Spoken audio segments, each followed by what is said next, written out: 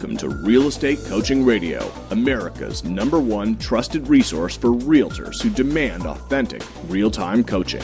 Starring award-winning real estate coaches Tim and Julie Harris. Get ready for unfiltered, full-strength honesty about what is truly working to get you into action and make you money in this new real estate boom. Now to our hosts, Tim and Julie Harris. Welcome back. We are your hosts, Tim and Julie Harris. This, of course, is Real Estate Coaching Radio. We are broadcasting live from lovely Austin, Texas. So, Julie, I am really excited about some of the future guests we have for the radio show. Brad Inman from Inman News Features. We're also going to be interviewing.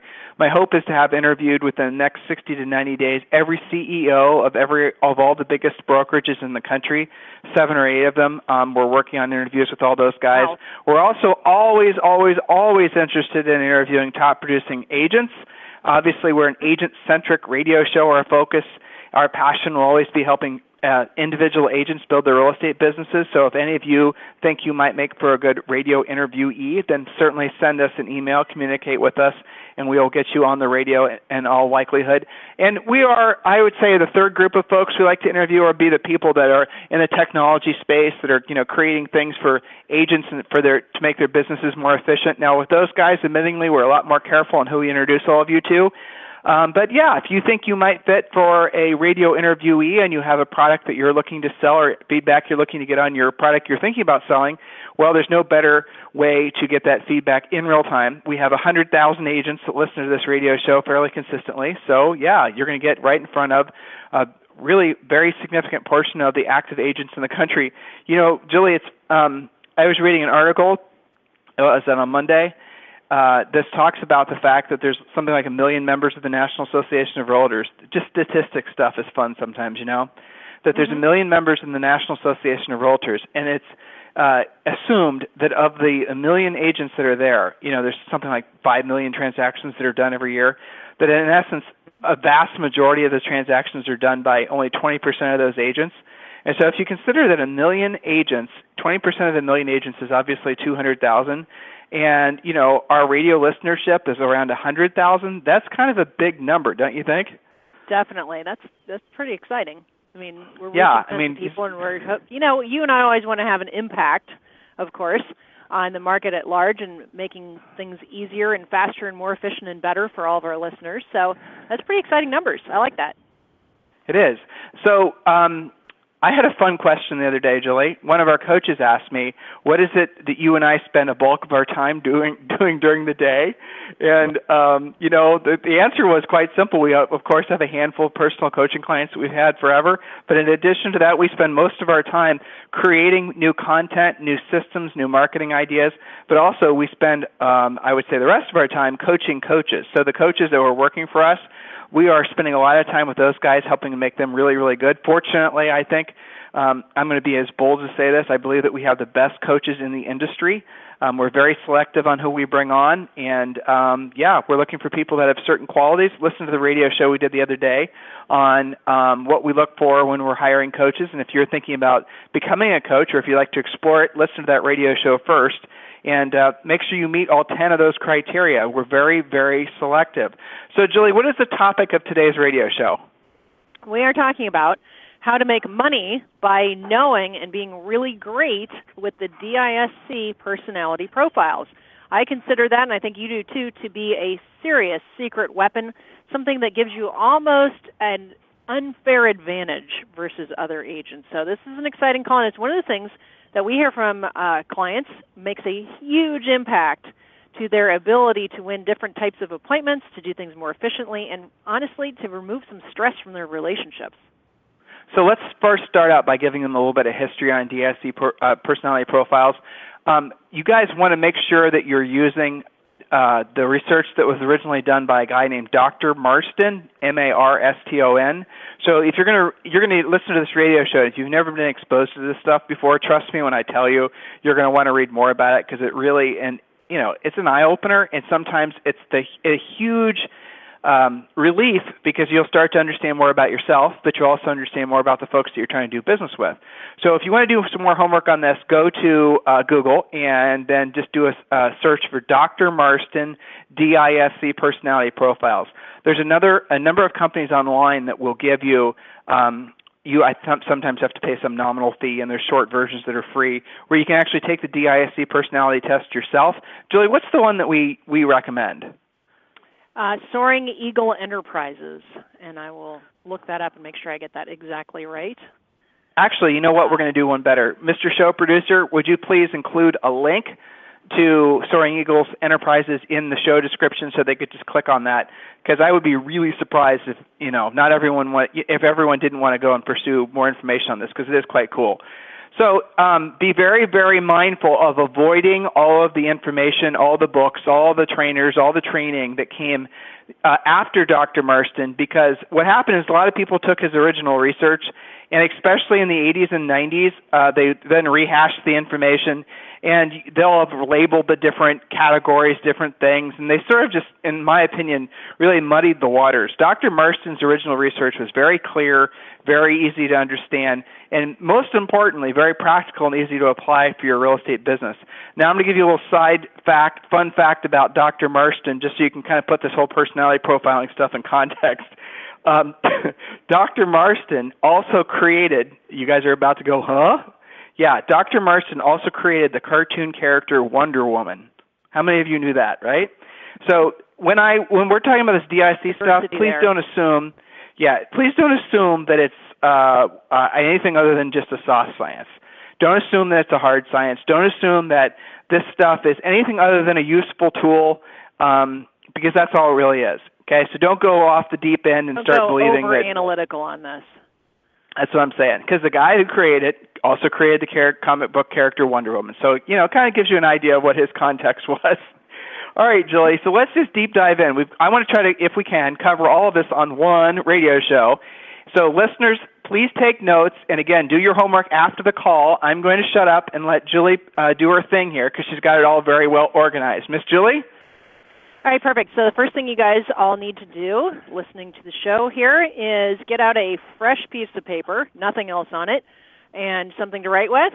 And we're going to split your page into 4 quadrants. So you'll end up in upper left hand, upper right hand, and lower left hand quadrant. And at the top, so go ahead and split that up so you basically do a big plus sign in the middle of your page. And after you've done that, at the top of the page, like a title, you're going to write the word direct. And at the bottom of the page, like a footnote, you're going to write indirect. So that shows that we're going to label these as your different personality styles. The top half of the page are direct personalities. The bottom half are indirect. And then on the left-hand side of the page, about midway, you're going to write introvert. And on the right-hand side of the page, you're going to write extrovert. So we know that personality styles, the two on the left-hand side of the page are introverts, and on the right-hand side are extroverts. So let me stop there for a second. Jules, let me just interject something here. Go ahead. Okay, yeah. Sure, but let me just interject. Guys, if you go to googleimages.com and you do a search, googleimages.com, and you do a search for personality profile, DISC, you'll see literally dozens and dozens of beautifully well-done charts of what Julie's describing. So if you want it, again, I know all of you are going to want to take this to the next level. Yeah. That's a great place to go because the charts are done really well. So sorry, Jules. Yeah, especially if you have terrible handwriting. So that'll probably help you. Yeah. Okay. Or you're driving and you can't write the chart, and you're driving and you're in your car and you can't make the chart. Yeah. Okay. Right. So good note on that. All right, excellent. So just to define what we've done so far, top half of the page is direct. Direct means you use few words. You basically cut to the chase. You get to the bottom line. That's direct. Indirect, you use stories, facts. It takes a little bit longer to get to what you're trying to say. An introvert, the left-hand side of the page, introverts can be defined that when they are around people, they kind of end up with a sense of being drained, like their battery is drained, versus extroverts, when they're around people, their battery is charged. So that helps define just what we've done so far. Now, in the upper left-hand quadrant, and don't write too big because we're going to be adding things to these quadrants to help sort it all out. So the upper left-hand quadrant is the driver personality, and if you look at our chart, that shows that they are a direct introvert because they are in that category on our chart. In the upper right, you're going to write I, which stands for influencer, also referred to oftentimes as the expressive personality or the life of the party type. And the influencer is also direct, but in this case, they're an extrovert. So you can already see the driver and the influencer have something in common. They're both direct, that one's an introvert and one's an extrovert. The lower right-hand quadrant is S for support, also known as the amiable personality style. And you can see that the amiable person, or the S, the support type personality, is an indirect extrovert. And then the lower left-hand quadrant is C for communicator, also known as analytical. And the communicator, or the analytical, is an indirect introvert. So if you go around the page, Tim, you can kind of see, the top half of the page has something in common. They're both direct. Left-hand side of the page has something in common. They're both introverts. Bottom half is both indirect, and the bottom right-hand are both extroverts. So the personality styles that are most in conflict are the ones that are diagonal because they actually have nothing in common.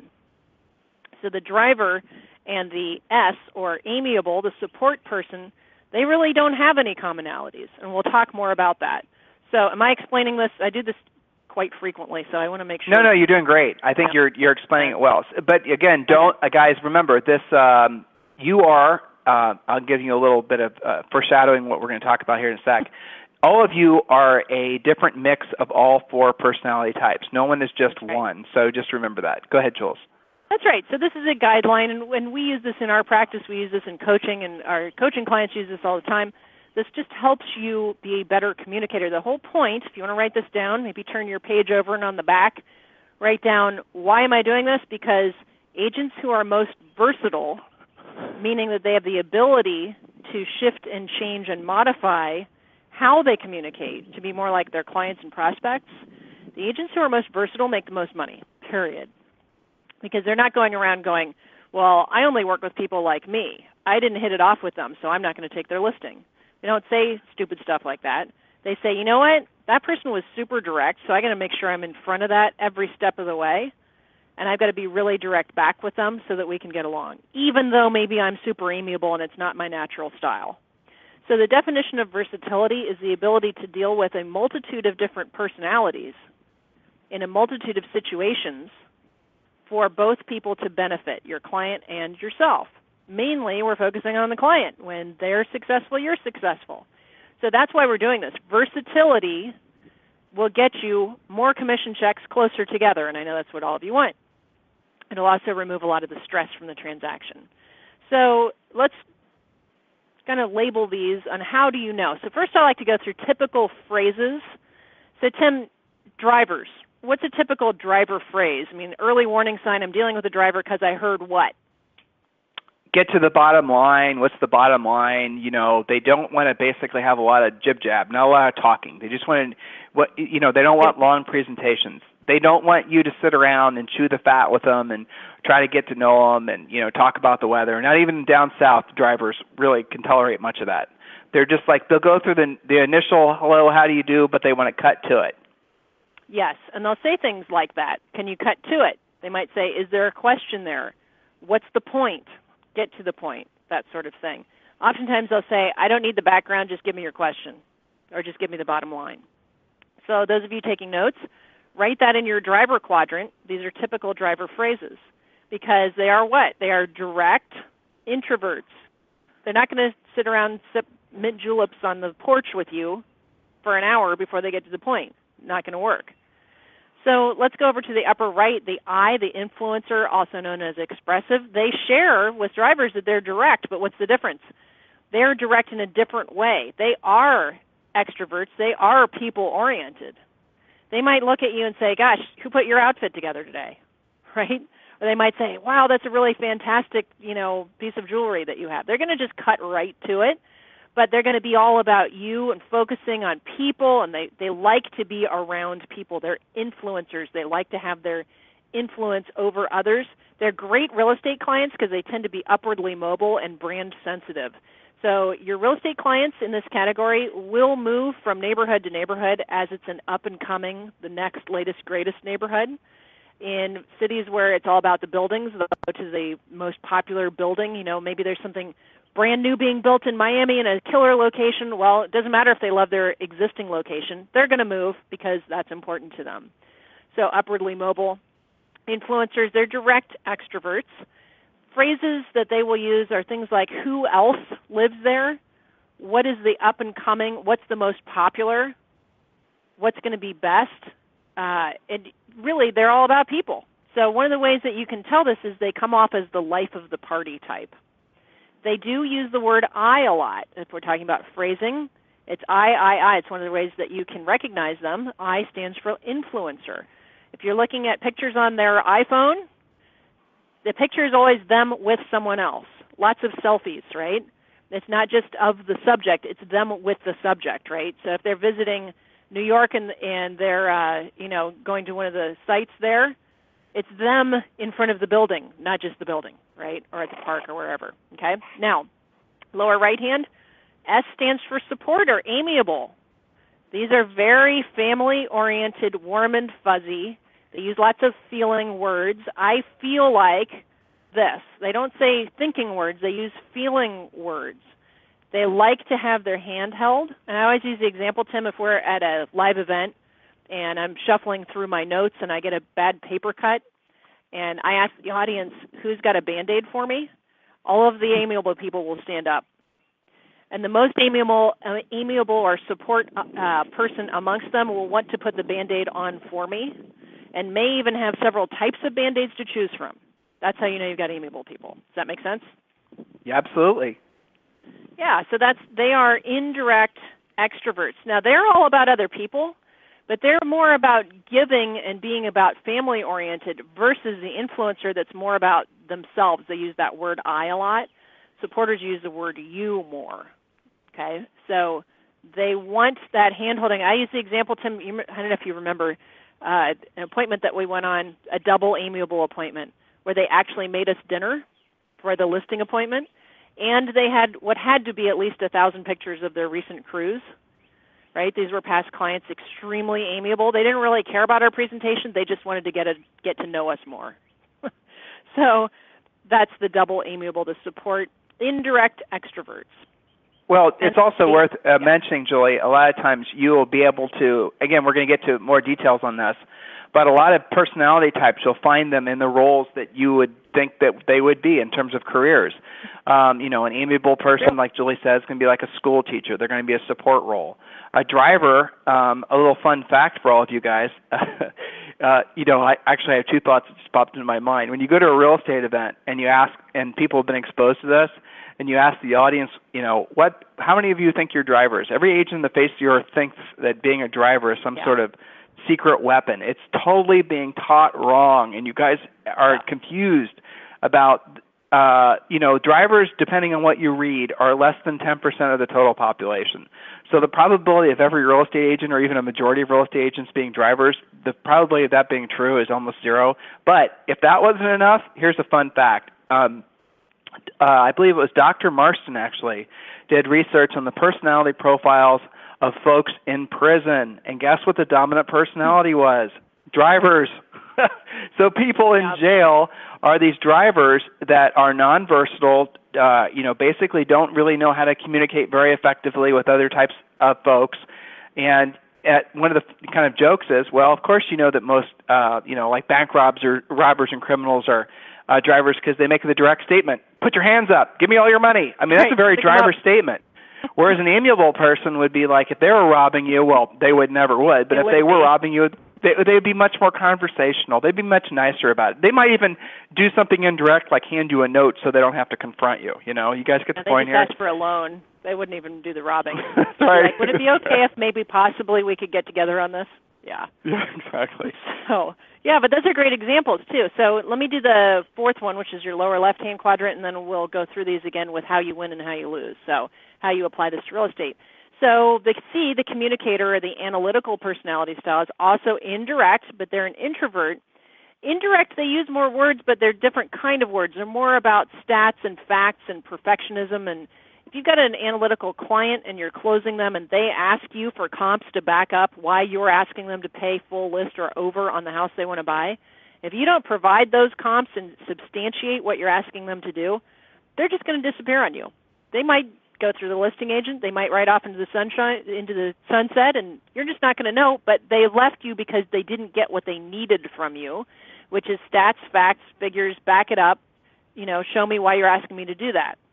They tend to be very much on time, tend to be very detail-oriented. I remember going to a listing appointment once, and the seller had written down exactly what time each of the agents he was interviewing showed up, how many minutes late they were past the 5 o'clock appointment. Which was awesome because we were early. Yeah, which we teach all of our coaching clients to be as well. So that's how you win. All right, so we've done the driver, the influencer, the supporter, and the C-type analytical communicator. So let's talk about how you win and how you lose, right? So on a driver, Tim, to your point, they like to just sort of settle down, get to the point, cut to the chase. So if you try and sell to a driver using blah, blah, blah instead of just blah, you're not going to hit it off. You're not going to gel.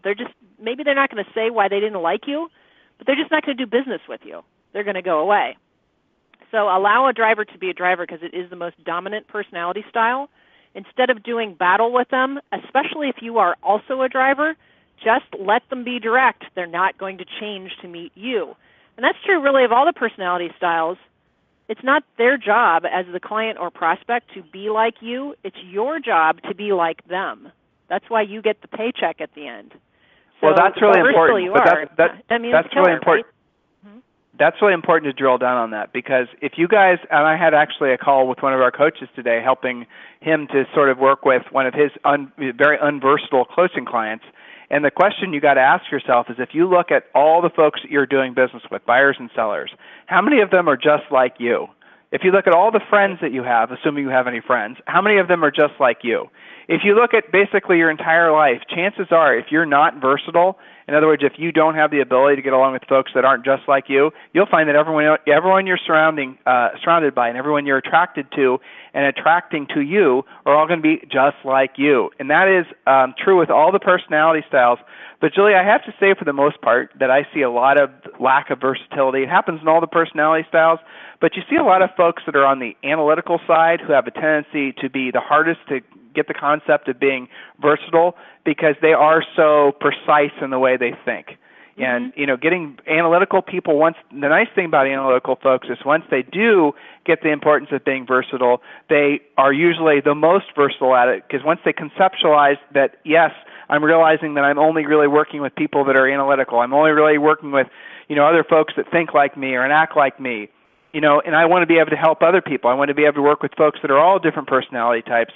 So I'm going to study it, and then they study it, then they get it, and then they apply it, and then they're usually the best at it.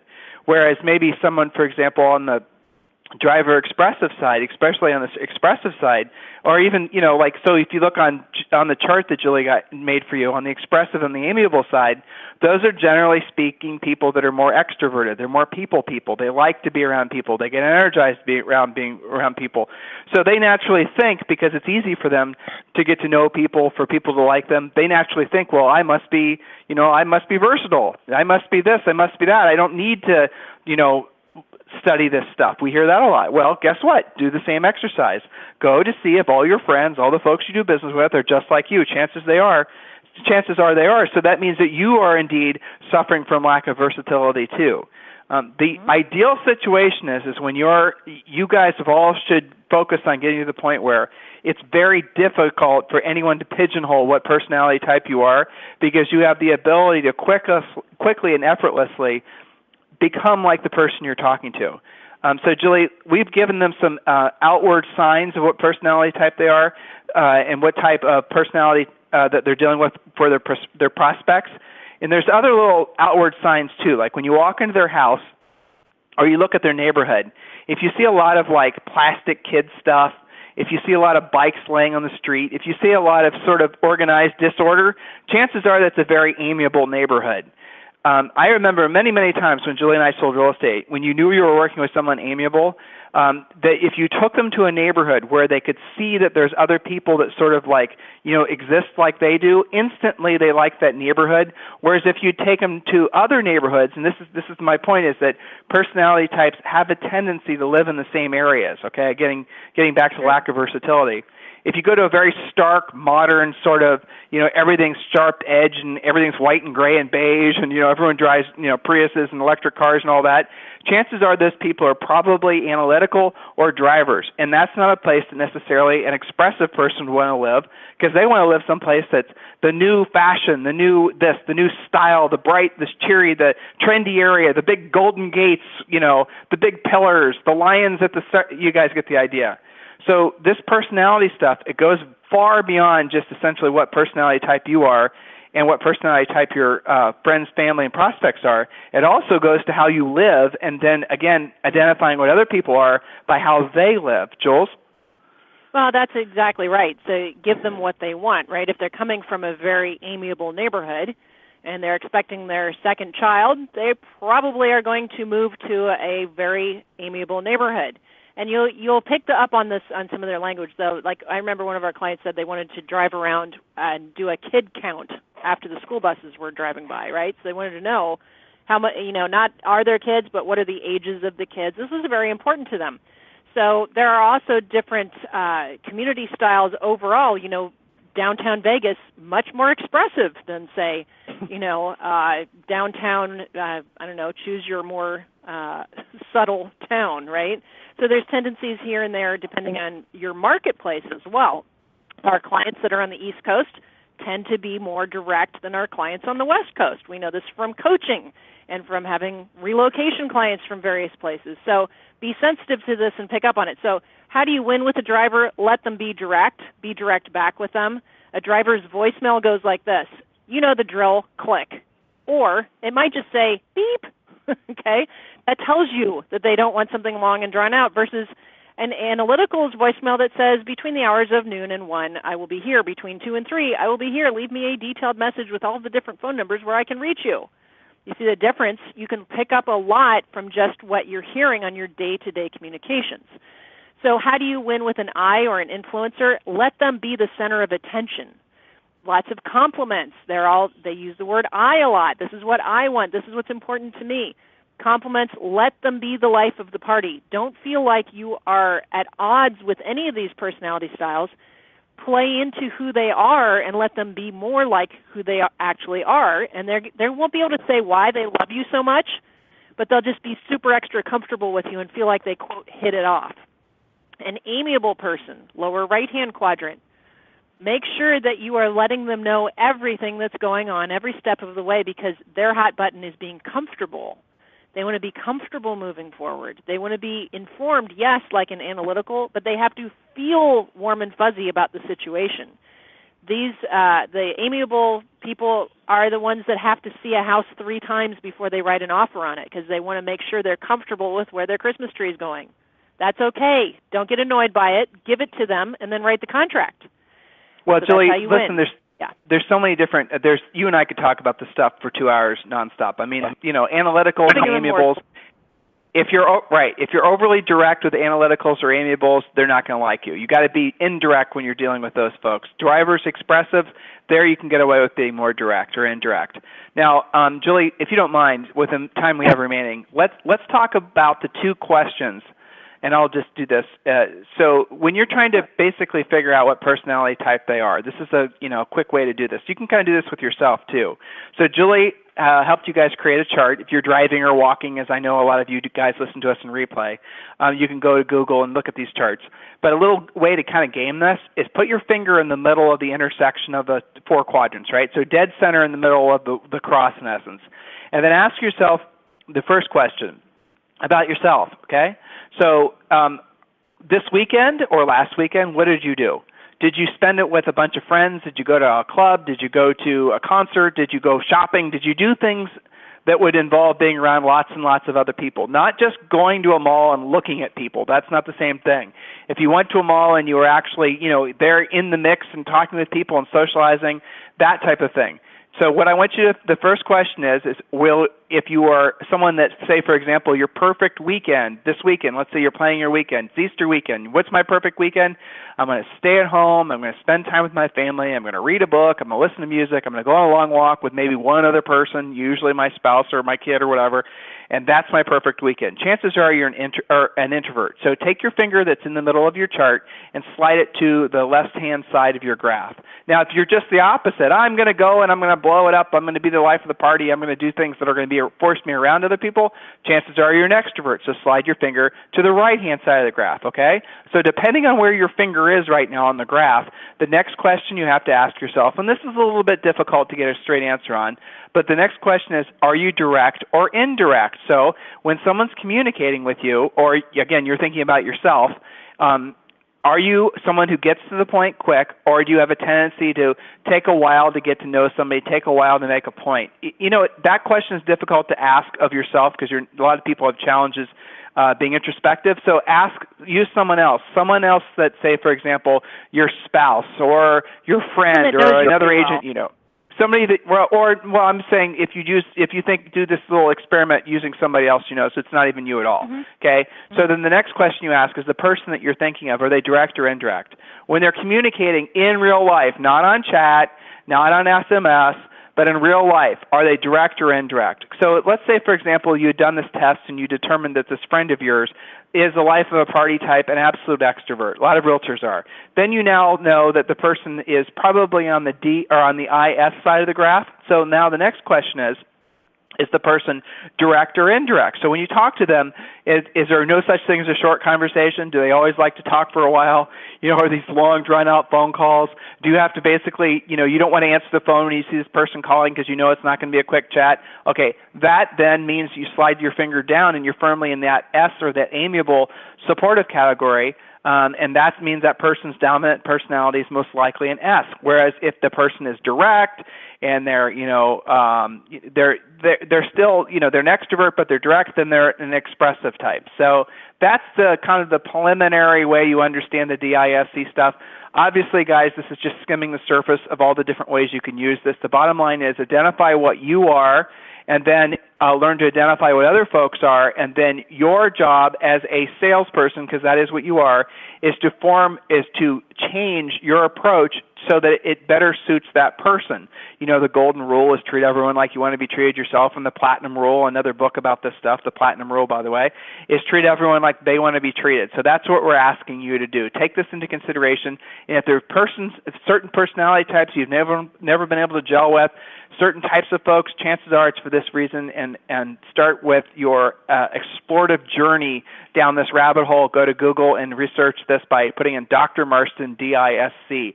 Guys, we've got to wrap, but as always, listen, anytime you need us for anything, I want you to go to freecoachingcallsforagents.com, freecoachingcallsforagents.com. Julie, anything else you'd like to say to these guys as we wrap? No, I mean, get used to using this chart, and eventually you'll just have a visualization of it in your head.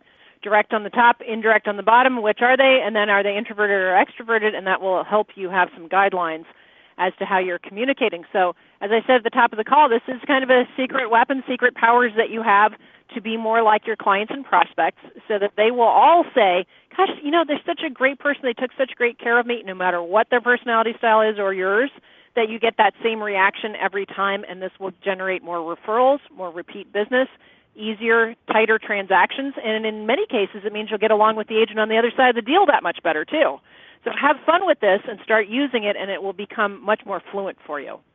Have a fantastic day. We are including the link that we talked about earlier in today's show description. As always, we want to thank our friends over at Mojo Sells for sponsoring today's radio show.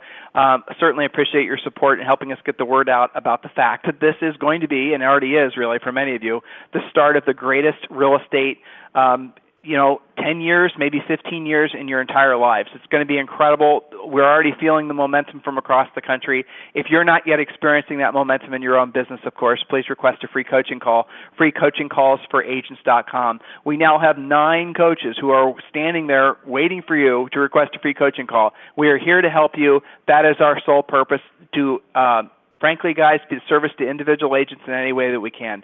Have a fantastic day, and we'll talk with you on the radio tomorrow. This program has been a presentation by Tim and Julie Harris, Real Estate Coaching. For more information on our real estate coaching and training programs, visit our website at timandjulieharris.com. Remember to tune in weekdays at noon for upcoming shows, and until next time, Thank you for listening to Real Estate Coaching Radio with Tim and Julie Harris.